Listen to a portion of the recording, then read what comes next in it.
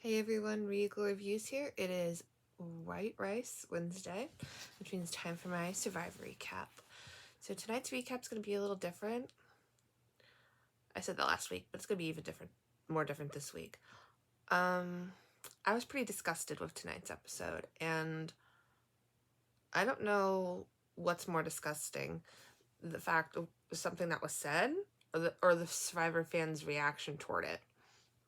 So basically, dealing with the Jelensky vote out, etc. People are wondering if they made the right decision sending him home. Personally, I think it was a great decision. I think he made dumb moves. He made just overall careless things. Do I think he's a good person? Yeah, sure. Do I think he was a good Survivor player? Hell to the fucking no. But it's a game, you move on. So they're dealing with that. And I feel like tonight's episode theme was forming relationships, because I know Venus was a central focus tonight, well, one of them, because she thinks that she's not being heard on her tribe and that it's frustrating. And I feel like she's out to get that one Survivor player. I forget his name. I forget his name. Begins with T. But because he called her out on her bullshit. And now her whole game's going to be based around getting this person off. Like, oh, public enemy number one because they call me out on my bullshit. So wonders why people don't want to work with her. Like, she seems... I respect the fact that, she wants to make those moves and wants to play the game. But at the same time, she's going too hard, too fast. With Purple, a lot of emotions are happening. And Banu is showing a lot of emotions. And people react so differently to when people show emotions on here. I know as women, when we cry, we're seen as weak. And I think sometimes with men it varies. Like, I've seen people on Survivor, like men that cry, they say, oh my god, he's so strong, look at him showing emotions. But then when a woman cries, it's like, oh, she's too emotional, we can't work with her. And tonight it kind of flipped a little bit, because Banu was crying and they're like, not really crying, I should say, but like more expressive of his emotions, and people were intimidated by that. And they're thinking, like, we can't work with him. I could also see where he might be a liability, because if you're reacting to emotions, that's where it could become a problem. I don't think there's anything wrong with expressing yourself. However, if you're acting and not thinking, that's something totally different. I think that's where some of them might be coming from. But what disgusted me with tonight's episode is the fact Kenzie referred to dealing with Jess as remedial clown school. Now, I have thick skin, but I have a serious problem with her referring to her or anything as remedial. That to me seemed uncalled for, and as somebody that is autistic, I actually thought it was very disgusting of her to use the word remedial in that context. Like, it was... I just could not believe that. Now, have we heard the R word on Survivor before? Yes, we have heard it like earlier seasons, because unfortunately 20 years ago that was an appropriate term to use. We've evolved. It is not appropriate. I find it personally offensive when people use the R word. Remedial is a different R word. I think you guys know what I'm talking about. But point being that I think that showed arrogance on her part. Referring to somebody as remedial showed to me that she thinks she's above everybody else, and anybody that's not in her little circle is beneath her. And one might argue, well, isn't that the whole point of an alliance? Like, you are in this circle, or you're in this alliance with one other person, and anyone that is not in that alliance is the enemy. Sure, there might be some truth to that, but to refer to somebody or something as remedial, and then later on, I'm just gonna go right to it. Jess ended up going home. And to refer to like her and dealing with her as remedial, and then to just like wave to her and act like they're friends talking, like that's a perfect example of what I deal with on a daily basis.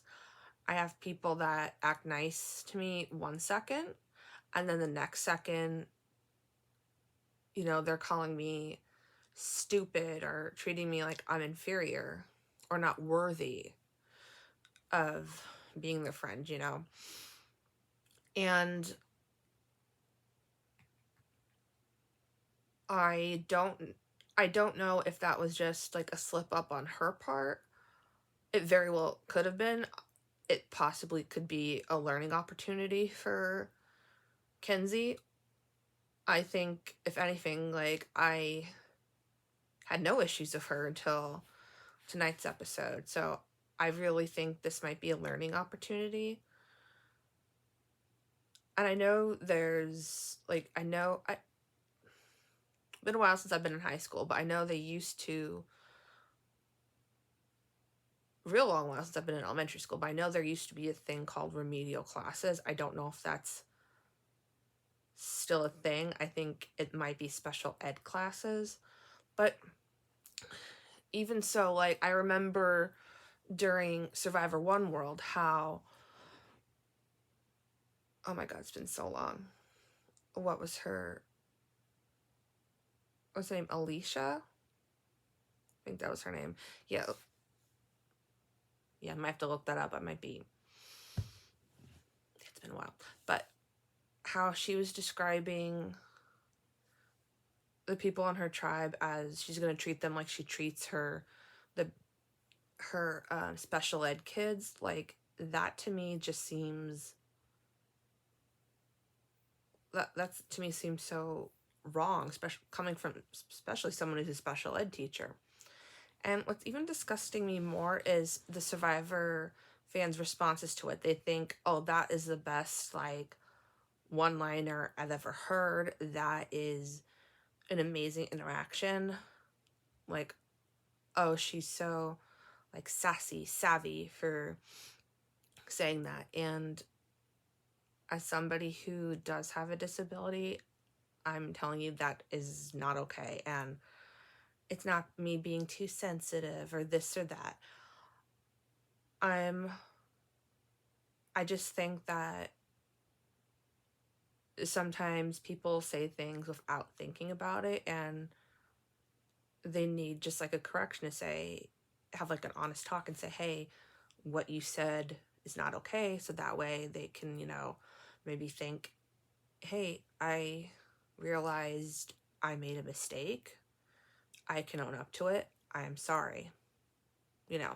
However, if they're the type of person that when somebody expresses something to you like, hey, I want you to know this isn't okay, express how they feel, and they don't respect it and they still continue to call you that, that's something totally different. That shows what kind of person they are.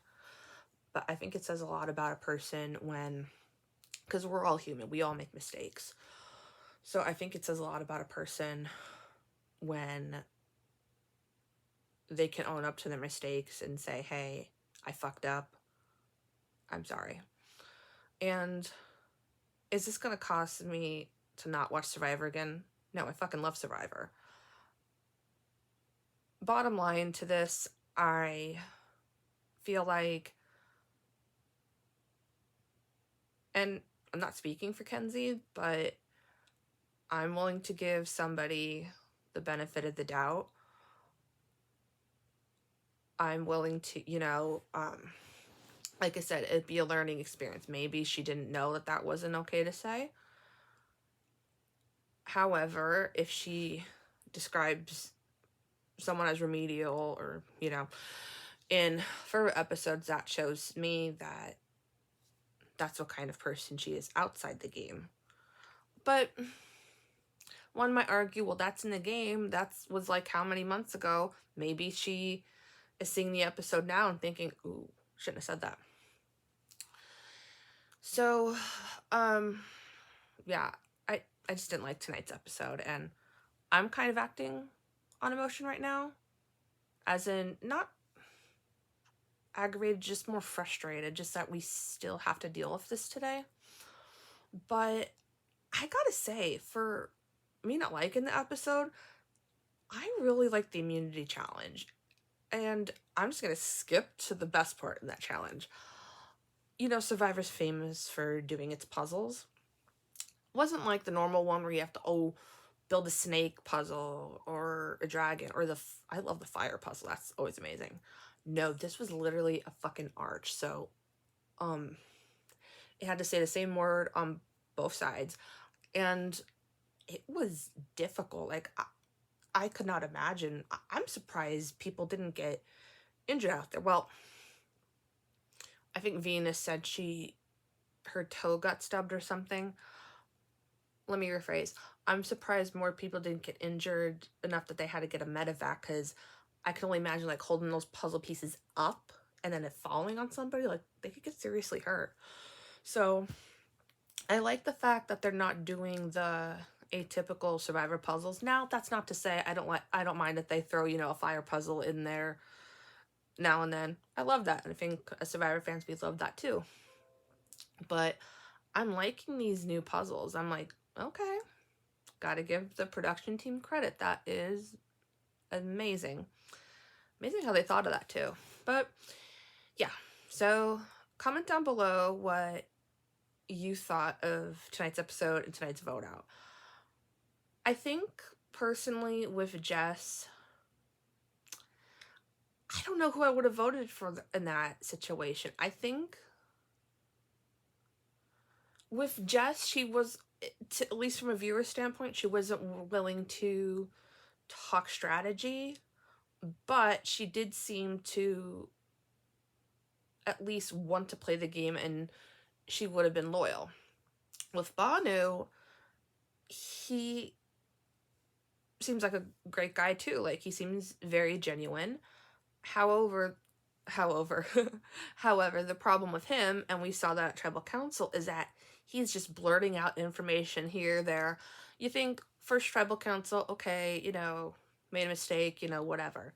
The fact that this happened a second time, even for conversation's sake, let's say I was going in the Tribal Council tonight and my mind was, I'm gonna vote Jess out. After seeing that whole thing with Bhanu, I would have voted for him because he's too much of a liability. And it's not so much a matter of showing emotions. It's more that he's acting on it in a way that it's costing him the game, and it's a threat to the tribe, because it's not a matter of fact like, oh, he's crying or this. As he put it, he's very passionate, and I think as fans, we're all passionate about Survivor, and I would think you'd have to be passionate enough about the game to be out there. But the fact that he's, I would assume maybe an adrenaline high, and he's just saying this and that, oh, this person and this person said this, and I'm with this person and this person. Yeah, that's not good. That to me shows I can't trust him. At least with Jess, I can maybe work with her and, trust her more. But yeah, that's how Survivor goes. You live and learn, right? So, hope you guys enjoyed tonight's episode. If you want to check out tonight's episode, it is on Wednesdays, 8 p.m. on CBS. Hope you enjoyed my recap, and until next time, stay regal.